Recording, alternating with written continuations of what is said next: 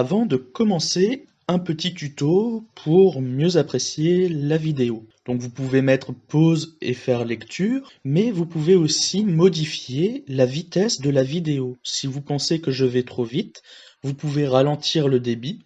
Si cela ne va pas assez vite, vous pouvez augmenter le débit. Ensuite, si vous voulez couper la lecture en plusieurs fois parce que vous trouvez la vidéo trop longue, il y a un chapitrage qui est présent dans la présentation de la vidéo. Donc vous pouvez directement aller au chapitre sur lequel vous vous êtes arrêté. De temps en temps, il y a des compléments d'information. C'est quand il y a le logo I, donc le logo information, qui apparaît en haut à droite de l'écran. Vous pouvez cliquer dessus et le mettre dans un autre onglet en attendant de finir la vidéo. Ou vous pouvez mettre pause et aller regarder l'autre vidéo également. Je vous souhaite une bonne écoute. Petit avertissement quant à la thématique traitée. La religion est un thème parfois polémique, un thème qui peut heurter la sensibilité de certaines croyances. Ainsi, dans ces vidéos, il n'y a pas de jugement de valeur. Il y aura des blasphèmes, qui peuvent être volontaires ou non, et étant un discours sur les courants religieux généraux, les exemples pris peuvent être imprécis ou ne pas correspondre aux nombreuses particularités des différentes familles religieuses. Ceci étant dit, je vous souhaite une bonne écoute. Bienvenue dans un point divagation, c'est-à-dire un cheminement de pensée. Ici, c'est la deuxième partie d'une série de divagations sur le thème de la religion. Cette partie est centrée sur le lien de la religion et de la vérité. Commençons avec ce que serait le vrai et le faux en religion. Le vrai semble être un élément de la raison. Si on suit l'idée du pragmatisme, le vrai est l'adéquation de l'idée et du réel. C'est ce qui est efficace et a des effets. Il y a une concrétisation de la pensée. Attention, le réel peut être faux. Nous pouvons être trompés par nos perceptions, par exemple. En religion, le faux peut être le blasphème. Le blasphème est une parole qui porte outrance au sacré ou à la divinité. Étymologiquement, le blasphème est la calomnie. C'est ce qui dit le faux. À l'origine, le sens n'est pas purement religieux. En religion, le blasphème ne concerne que le croyant. Pour celui qui ne croit pas, il n'y a pas de blasphème, puisqu'on ne peut pas parler mal de ce qui n'existe pas. Le blasphème concerne toutes les religions. Nous avons en tête les unes de Charlie Hebdo à l'encontre du judaïsme et de l'islam, avec l'interdiction de représentation de certaines personnes ou prophètes. L'idée qu'il ne faille pas se moquer appuie l'idée que la critique de la religion est mal perçue par les populations croyantes. Mais dans ce cas, cela ne concerne que le vécu du croyant et sa relation avec sa croyance. Mais le blasphème n'est pas qu'iconographique et ne concerne pas seulement le judaïsme et l'islam. Par exemple, Frédéric Fromet a chanté Jésus est PD sur France Inter. N'existait pas, il serait mon chanteur préféré. Il va faire trembler les murs du studio 611, Frédéric Fromet. De quoi allez-vous nous chanter aujourd'hui ? Eh bien, ça se passe au Brésil. Un juge interdit la première tentation du Christ, une fiction où Jésus semble entretenir une relation homosexuelle. Heureusement qu'en France, les cathos sont beaucoup plus ouverts. Jésus, Jésus, Jésus est pédé. Je vois pas pourquoi ça dérangerait. Du haut de la croix, signe révélateur. Jésus écoute Mylène Farmer. Auprès de son père qui était charpentier, il a appris les rudiments de la bricole. Il aurait pu être le chef de chantier, celui des villages people.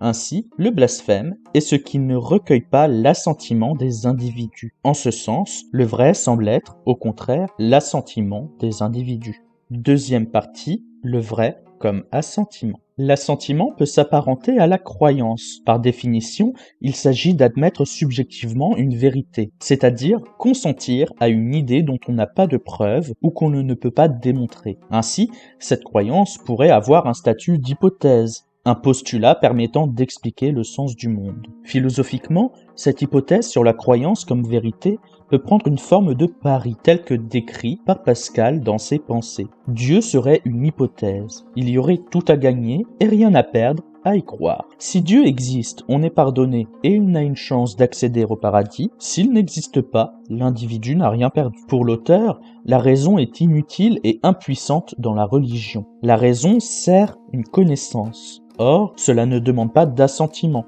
Ce n'est donc pas religieux. La religion est connue par le cœur et l'infini qui serait en nous. Ce sont des sentiments, c'est-à-dire des éléments pulsionnels ou d'adhésion non raisonnée. Le problème est que, comme cela vient du cœur, on peut penser que c'est de la passion. L'homme ne se contrôlerait pas. Il pourrait y avoir le risque de s'éloigner d'une vérité, d'une passion qui ne correspondrait plus à une certaine réalité.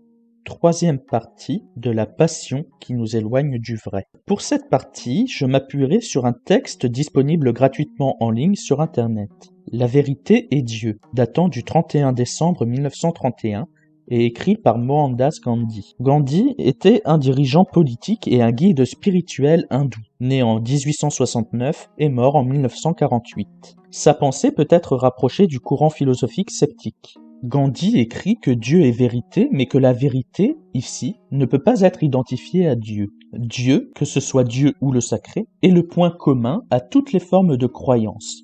Mais les raisonnements et la vérité ne concluent pas nécessairement à l'existence de Dieu. Le problème est que Dieu est différent pour chaque croyant. Il aurait autant de noms que de croyants. Ainsi, l'auteur pensera que comme Dieu a de nombreux noms, Dieu serait sans nom. Comme Dieu a de nombreuses formes, Dieu serait sans forme. Comme Dieu a de nombreuses voix, Dieu serait sans voix. En effet, Dieu est autant Zeus, Héphaïstos, Yahvé ou Allah. Dieu est autant personnifié que dans tous les éléments du monde. Dieu a autant parlé à Abraham que s'être incarné dans le Christ ou avoir transmis ses dogmes à Mohammed. Il n'y a donc pas de nom défini, pas de forme distincte et pas de voix propre. Ainsi, c'est bien l'homme qui va donner une forme à ce qu'est Dieu. Ce qui est une définition de la vérité, en ce sens que l'on admet que Dieu est et est vérité. Mais il n'y a que l'idée de Dieu qui soit pas son nom, pas sa forme, ni sa voix. Nous retrouvons en partie l'argumentation sceptique qui ne se prononce pas sur la nature des choses. Il y a Dieu, mais on ne peut pas savoir si c'est le panthéiste, le chrétien ou le musulman qui a raison. Ainsi, on ne va rien pouvoir affirmer sur Dieu. Nos affirmations sur Dieu nous écarteraient de Dieu,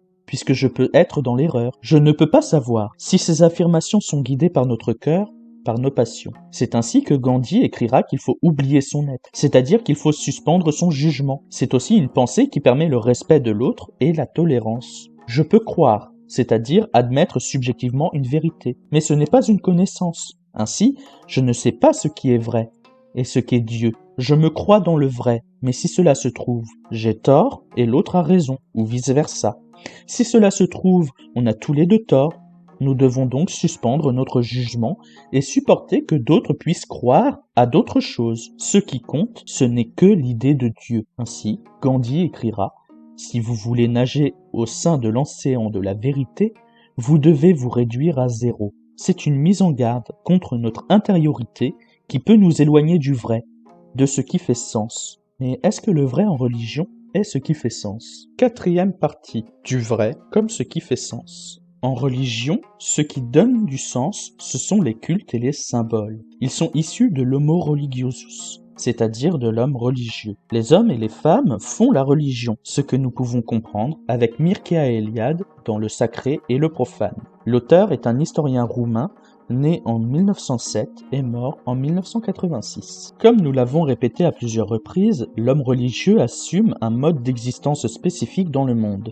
Et, malgré le nombre considérable des formes hystérico-religieuses, ce mode spécifique est toujours reconnaissable. Quel que soit le contexte historique dans lequel il est plongé, l'homo religiosus croit toujours qu'il existe une réalité absolue, le sacré, qui transcende ce monde-ci, mais qui s'y manifeste et, de ce fait, le sanctifie et le rend réel. Il croit que la vie a une origine sacrée et que l'existence humaine actualise toutes ses potentialités dans la mesure où elle est religieuse, c'est-à-dire participe à la réalité. Les dieux ont créé l'homme et le monde. Les héros civilisateurs ont achevé la création, et l'histoire de toutes ces œuvres divines et semi-divines est conservée dans les mythes. En réactualisant l'histoire sacrée, en imitant le comportement divin, l'homme s'installe et se maintient auprès des dieux, c'est-à-dire dans le réel et le significatif. Ainsi, l'homme religieux est celui qui croit en une réalité absolue.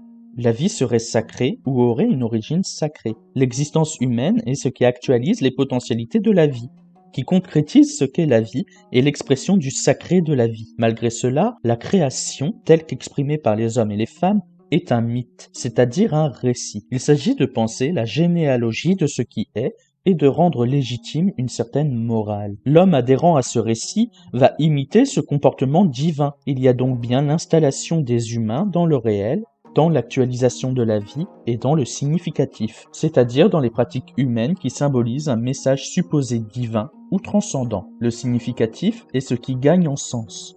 L'homme aurait besoin de sens. Ce dernier justifie la réalité et justifie les croyances. Comme il y a un besoin de sens, on peut penser que la religion a pour rôle de répondre à certains besoins. Mais quels sont-ils? Nous traiterons de cette question dans une troisième partie. Merci pour votre écoute et à bientôt.